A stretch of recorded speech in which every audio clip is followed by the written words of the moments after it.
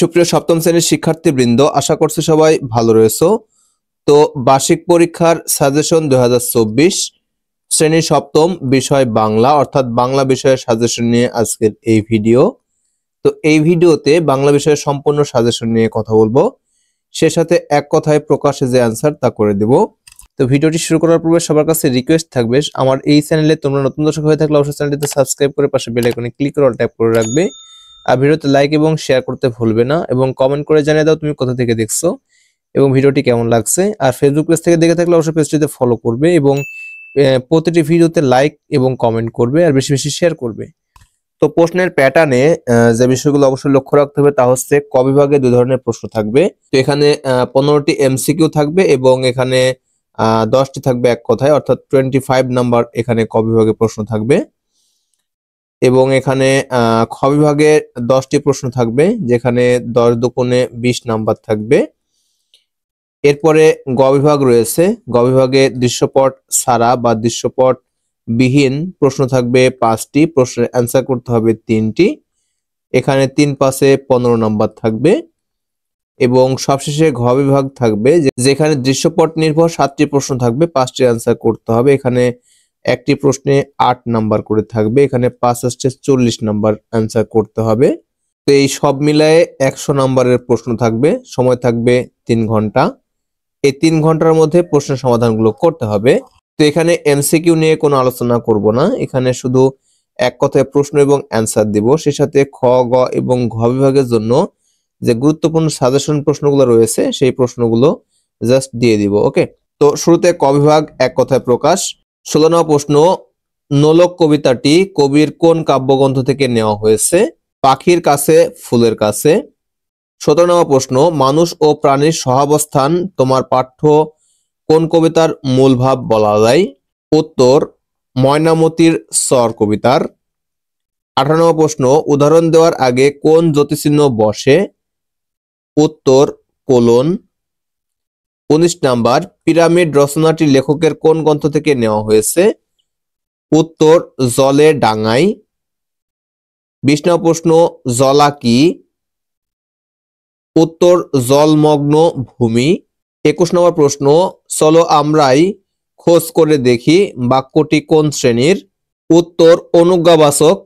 22 নম্বর প্রশ্ন, উপহার পাওয়ার ব্যাপারটি অবশ্যই সম্মানের, এ বাক্যে উপহার শব্দটি কি যোগে গঠিত হয়েছে? তো উপহারের শুরুতে রয়েছে উপ, যা একটি উপসর্গ, অর্থাৎ উত্তর উপসর্গ যোগে, অর্থাৎ উত্তর হবে উপসর্গ। 23 নম্বর প্রশ্ন, প্রাঙ্গণ শব্দের সঠিক উচ্চারণ কোনটি? এখানে উত্তর হবে পরাফলা আকার ও, এর নিচে একটা হসন্ত হবে, তারপরে গ মূর্ধন্য। 24 নম্বর প্রশ্ন, কবিতায় ছোট ছোট অংশকে কি বলে? উত্তর, স্তবক। 25 নম্বর প্রশ্ন, নতুন চরের পলিমাটিতে কৃষকেরা কি বুনেছে? উত্তর, কলাই, অর্থাৎ আমরা যাকে সচরাচর কালাই বলে থাকি, এটা হচ্ছে কলাই হবে, এই কলাই দিতে হবে অ্যান্সার। ওকে, দ্বিতীয় অংশ 16 নম্বর প্রশ্ন, যোগাযোগ কি? উত্তর, আমরা যখন অন্যের সাথে কথা বলি তা এক ধরনের যোগাযোগ। 17 নম্বর প্রশ্ন, কোন ভাষায় কথা বললে সব অঞ্চলের মানুষ সহজে বুঝতে পারে? উত্তর, প্রমিত ভাষায়।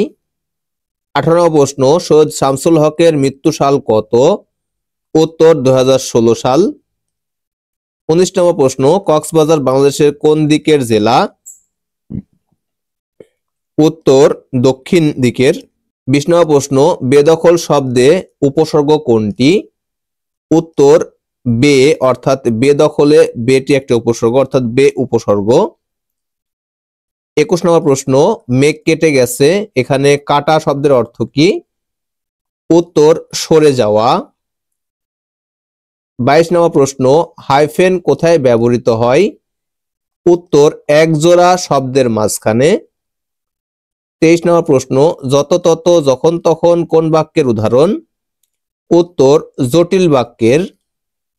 24 নম্বর প্রশ্ন, দাবি তুলে ধরা বা তথ্য জানানোর কাজে কি ব্যবহার করা হয়? উত্তর, প্লাকার্ড। 25 নম্বর প্রশ্ন, এক সময়ে মুরগি জবাই দেখতে ভয় পেতেন কে? উত্তর ফেরদৌস। অপর অংশ ১৬ নম্বর প্রশ্ন, সৈয়দ মুস্তফা আলী কত সালে মৃত্যুবরণ করেন? উত্তর ১৯৭৪ সালে। ১৭ নম্বর প্রশ্ন, সুবর্ণকুণ্ডল অর্থ কি? উত্তর সোনার দুল। ১৮ নম্বর প্রশ্ন, সখাসখি কি? উত্তর একজোড়া চক্রবাক পাখি। ১৯ নম্বর প্রশ্ন, নৌকার দিক ঠিক রাখার জন্য বিশেষ বৈঠকে কি বলে? উত্তর হাল বলে, হাল। ভাষিক যোগাযোগে লেখা ও পড়ার কাজে প্রধান ভূমিকা কারা? উত্তর হাত ও চোখ। ২১ নম্বর প্রশ্ন, খেলার মাঠে ধারাবিবরণীতে কোন ভাষা ব্যবহৃত হয়? উত্তর প্রমিত ভাষা। ২২ নম্বর, সৈয়দ শামসুল হক কত সালে জন্মগ্রহণ করেন? উত্তর ১৯৩৫ সালে। ২৩ নম্বর প্রশ্ন, ভাব প্রকাশের ধরন অনুযায়ী বাক্যকে কয়টি ভাগে ভাগ করা হয়? উত্তর ৪টি ভাগে। ২৪ নম্বর প্রশ্ন, প্রত্যয় অর্থযুক্ত শব্দের কোথায় বসে নতুন শব্দ গঠন করে? উত্তর পরে বসে। ২৫ নম্বর প্রশ্ন, টিকিট কাটতে হবে বাক্যে কাটা শব্দের অর্থ কি? উত্তর কেনা। পরবর্তী অংশ ১৬ নম্বর প্রশ্ন, উদাহরণ দেওয়ার আগে কোন জ্যোতিচিহ্ন বসে? উত্তর কোলন বসে। ১৭ নম্বর প্রশ্ন, চলো আমরা খোঁজ করে দেখি বাক্যটি কোন শ্রেণীর? উত্তর অনুজ্ঞা শ্রেণীর বা অনুজ্ঞবাচক। ১৮ নম্বর প্রশ্ন, ব্যানার সাধারণত কিরকম আকৃতির হয়ে থাকে? উত্তর আয়তাকার, অর্থাৎ এই যে এরকম আকারে হয়ে থাকে। ১৯ নম্বর প্রশ্ন, চিঠি কি ধরনের লেখা? উত্তর প্রায়োগিক লেখা। ২০ নম্বর প্রশ্ন, বিশেষ উপায়ে সংরক্ষিত মৃতদেহকে কি বলে? উত্তর মমি বলে। ২১ নম্বর প্রশ্ন, প্রাচীনকালে সাধারণ লোকেরা কিসের পাত্রে রান্নাবান্না করত? উত্তর মাটির পাত্রে, অর্থাৎ মাটির। ২২ নম্বর, নতুন চরের পলিমাটিতে কৃষকেরা কি বুনেছে? উত্তর কলাই। ২৩ নম্বর প্রশ্ন, চারিদিকে অন্ধকারের মধ্যে কিসের আলো বিলের পানিতে নেচে চলছে? উত্তর হেরিকেনের আলো, অর্থাৎ হারিকেনের আলো। ২৪ নম্বর, ভাষিক যোগাযোগের প্রধান রূপ কয়টি? উত্তর ৪টি। ২৫ নম্বর, বেনু ও বিনা কার লেখা গ্রন্থ? উত্তর সত্যেন্দ্রনাথ দত্তের লেখা, অর্থাৎ সত্যেন্দ্রনাথ দত্ত। পরবর্তী অংশ ১৬ নম্বর প্রশ্ন, ধ্বনি উচ্চারণের সময় ধ্বনিদ্বার বা স্বরতন্ত্রী বেশি কাঁপলে তাকে কি বলে? উত্তর ঘোষ ধ্বনি বলে। ১৭ নম্বর, কুমোরদের গ্রাম কোথায়? উত্তর নদীর ওপারে। ১৮ নম্বর, বাক্যের শব্দগুলোকে কয়টি শ্রেণীতে ভাগ করা হয়? উত্তর ৮টি শ্রেণীতে। ১৯ নম্বর, প্রত্যয়ের নিজের কোনো অর্থ আছে কি? উত্তর নেই। ২০ নম্বর প্রশ্ন, মুখ্য অর্থের বাইরে একটি শব্দের আর কি অর্থ থাকতে পারে? উত্তর গৌণ অর্থ থাকতে পারে। ২১ নম্বর, প্রমিত ভাষার দুটি রূপ কথ্য ও লেখ্য, বাক্যটিতে যতিচিহ্ন বসাও। ২১ নম্বর উত্তর প্রমিত ভাষার। ২২ নম্বর প্রশ্ন, কোন বাক্যে একাধিক সমাপিকা ক্রিয়া থাকে? উত্তর যৌগিক বাক্যে। ২৩ নম্বর প্রশ্ন, ফেস্টুনের মাধ্যমে কিসের কাজ হয়? উত্তর প্রচার প্রচারণা। ২৪ নম্বর প্রশ্ন, কার মনে জমা ঘটনা বলতে অনেক বছর লেগে যাবে? উত্তর মুক্তিযোদ্ধা ফেরদৌসের। ২৫ নম্বর, পিরামিড রচনাটি লেখকের কোন গ্রন্থ থেকে নেওয়া হয়েছে? উত্তর জলে ডাঙাই। অপর অংশ ১৬ নম্বর, আনিসুজ্জামান কত সালে জন্মগ্রহণ করেন? উত্তর ১৯৩৭ সালে। ১৭ নম্বর, কবিতায় ছোট ছোট অংশকে কি বলে? উত্তর স্তবক বলে। ১৮ নম্বর, হালিমা খাতুন সরাসরি কোন আন্দোলনের সঙ্গে যুক্ত ছিলেন? উত্তর ভাষা আন্দোলনের। ১৯ নম্বর, ভাষিক যোগাযোগের প্রধান রূপ কয়টি ও কি কি? ৪টি। এখানে ১৯ নম্বর হবে ৪টি। শোনা, বলা, পড়া ও লেখা, এই মোট ৪টি হবে। ২০ নম্বর প্রশ্ন, প্রাঙ্গণ শব্দের সঠিক উচ্চারণ কোনটি? উত্তর প্রাঙ্গণ, এখানে বানান লিখতে হবে। ফলা আকার, ও হসন্ত, গ মূর্ধন্য। ২১ নম্বর, কুমোররা কিভাবে পাটা তৈরি করছে? উত্তর কাদার তাল টিপে টিপে। 22 নম্বর প্রশ্ন, বাহ চমৎকার লিখেছো। এখানে বাহ কি ধরনের শব্দ? উত্তর আবেগ শব্দ। 23 নম্বর প্রশ্ন, মধুর শব্দটি কি ধরনের শব্দ? উত্তর প্রত্যয় সাধিত শব্দ। 24 নম্বর, সাধারণভাবে শব্দের মূল অর্থকে কি বলে? উত্তর মুখ্য অর্থ বলে। 25, আবেগ শব্দ ও আবেগবাচক বাক্যের শেষে কোন চিহ্ন বসে? উত্তর বিস্ময় চিহ্ন বসে। তো এখানে যে এক কথা এগুলো প্রশ্ন বললাম, আশা করছি এর মধ্যে থেকে তোমরা কমন পেয়ে যাবে। অবশ্যই এগুলো ভালো করে পড়ে নেবে, চাইলে স্ক্রিনশট নিয়েও পড়তে পারো। তো এরপর আমরা খ বিভাগ অর্থাৎ সংক্ষিপ্ত প্রশ্ন নিয়ে আলোচনা করব। তো এখানে শুধু প্রশ্নগুলো বলে দেব, এগুলো তোমরা যে কোনো গাইড থেকে অবশ্যই পড়ে নেবে। আর যে প্রশ্নগুলো দেখবে বেশি বোল্ড করা রয়েছে এবং বাঁকা করে লেখা রয়েছে, এগুলো বেশি ইম্পর্টেন্ট। তো এগুলো অবশ্যই আগে কমপ্লিট করে নেবে। তো এখানে মোট 34টি প্রশ্ন দিয়েছি, আশা করছি এখান থেকে তোমরা কমন পেয়ে যাবে। খ বিভাগ সংক্ষিপ্ত প্রশ্নের উত্তর দাও। 1 নম্বর প্রশ্ন, মাঝি কবিতায় কিশোর কেন খেয়াঘাটের মাঝি হতে চায়? 2 নম্বর প্রশ্ন, ভালো কথা বুদ্ধির কাজ করেছিস বলতে লেখক কি বুঝিয়েছেন? 23 নম্বর, ময়নামতির চর কবিতায় চরের মানুষেরা কিভাবে জীবনযাপন করে? 4 নম্বর, প্রত্যয় ও উপসর্গের মধ্যে পার্থক্য কি? 5 নম্বর, পিরামিড তৈরি করার কারণ কি? 6 নম্বর, আমার মায়ের গয়না ছাড়া ঘরকে যাব না বলতে কবি কি বুঝিয়েছেন? 7 নম্বর, যোগাযোগের ক্ষেত্রে বিবেচ্য দুটি সাধারণ বিষয় উল্লেখ করো। 8 নম্বর, বিশেষ্য ও সর্বনাম শব্দ কাকে বলে? উদাহরণ দাও। 9 নম্বর, উপসর্গ কাকে বলে? উদাহরণ দাও। 10 নম্বর, ঘর শব্দটির মুখ্য ও গৌণ অর্থ লিখো এবং একটি করে বাক্য লিখো। 11 নম্বর, জ্যোতিচিহ্ন কাকে বলে? জ্যোতিচিহ্নগুলো লিখো। 12 নম্বর, চিঠি এর প্রেরকের বাবরি চুল হয়েছিল কেন? 13 নম্বর, সাজেদ কোন বিলে মাছ ধরতে যায়, সেখানে কি কি মাছ পাওয়া যায়? 14 নম্বর, পালমশাই কিভাবে মুকুটের উপর নকশা এঁকে দিলেন? 15 নম্বর, সমাজসাধিত শব্দ কাকে বলে? উদাহরণ দাও। 16 নম্বর, পিরামিড কারা তৈরি করেছিলেন এবং কখন তৈরি হয়েছিল বা কখন তৈরি করেছিলেন? 17 নম্বর প্রশ্ন, ফেরদৌসের মধ্যে জঙ্গলি ভাব এসেছে কেন? 18 নম্বর প্রশ্ন, প্রশ্ন চিহ্ন ও বিস্ময় চিহ্ন সম্পর্কে লিখো। 19 নম্বর, জটিল বাক্য কাকে বলে? উদাহরণ দাও। 20 নম্বর, আমন্ত্রণ পত্রের ব্যবহার কোথায়? 21 নম্বর, চিঠি কেন লেখা হয়? 22 নম্বর, আষাঢ়ে এক রাতে গল্পের লেখককে, তার উল্লেখযোগ্য একটি বইয়ের নাম লিখো। 20 নম্বর, বিপরীত শব্দ লিখো, অর্থাৎ এখানে যে শব্দগুলো রয়েছে এগুলো বিপরীত শব্দ লিখতে হবে। যেমন রয়েছে আদান, উপকার, নতুন, সহজ, সত্য। 24 নম্বর, যে কোনো দুটি জ্যোতিচিহ্ন সম্পর্কে লিখো, অর্থাৎ হতে পারে দাড়ি, কমা, প্রশ্নবোধক, বিস্ময়সূচক ইত্যাদি, যে কোনো দুটি লিখতে হবে। 25 নম্বর, প্রায়োগিক লেখা বলতে কি বোঝো? 26 নম্বর, বাংলাদেশের ইতিহাস কেন আমাদের ভালো জানা নেই? 27 নম্বর, আঞ্চলিক ভাষা কি শুধু কথ্য রূপ নাকি লিখিত রূপ আছে, বর্ণনা করো। 28 নম্বর, গৌণ অর্থ কি? উদাহরণ দাও। 29 নম্বর, প্রমিত ভাষার প্রয়োগ ক্ষেত্র লিখো। 30 নম্বর, এই দাড়ি তো সকলে 30 নম্বর, এই দাড়ি তো বাংলার সকলে চেনে, ব্যাখ্যা করো। 31 নম্বর, প্রত্যয় সাধিত শব্দের গঠন প্রক্রিয়া লিখো। 32 নম্বর, মুখ্য অর্থ কি, ব্যাখ্যা করো। 33 নম্বর, নোলক কবিতার মূল ভাব কি? 34 নম্বর, আখের খামারে রাতভর পাহারা দিতে হয় কেন? তো এখানে যে 34টি প্রশ্ন রয়েছে, আশা করছি এখান থেকে তোমরা কমন পেয়ে যাবে। অবশ্যই যে কোনো গাইড বই বা মূল বই দেখে তোমরা এই প্রশ্নগুলো সমাধান করে নেবে। ওকে। গ বিভাগ রচনামূলক প্রশ্ন, দৃশ্যপট বিহীন, অর্থাৎ এখানে কোনো দৃশ্যপট থাকবে না। 1 নম্বর প্রশ্ন, নিচের শব্দগুলো থেকে সমাস ও প্রত্যয় সাধিত শব্দগুলো শনাক্ত করে খাতায় লিখো। এখানে বেশ কিছু শব্দ রয়েছে, এই শব্দগুলো কোনটা সমাস সাধিত এবং কোনটা প্রত্যয় সাধিত তা ইন্ডিকেট করতে হবে।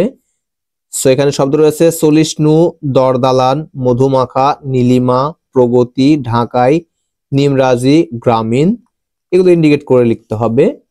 2 নম্বর প্রশ্ন, যোজক কাকে বলে? পৃথক যোজক ব্যবহার করে 4টি বাক্য তৈরি করো। 3 নম্বর প্রশ্ন, ভাষার মর্যাদা প্রকাশ বলতে কি বুঝো, ব্যাখ্যা করো। 4 নম্বর প্রশ্ন, ছিন্নমুকুল কবিতায় কি ধরনের আবেগ প্রকাশ পেয়েছে তা লিখো। 5 নম্বর প্রশ্ন, কত দিকে কত কারিগর গল্পটির মূল বক্তব্য লিখো। 6 নম্বর প্রশ্ন, সমাস কাকে বলে? 5টি সমাস সাধিত শব্দ লিখো।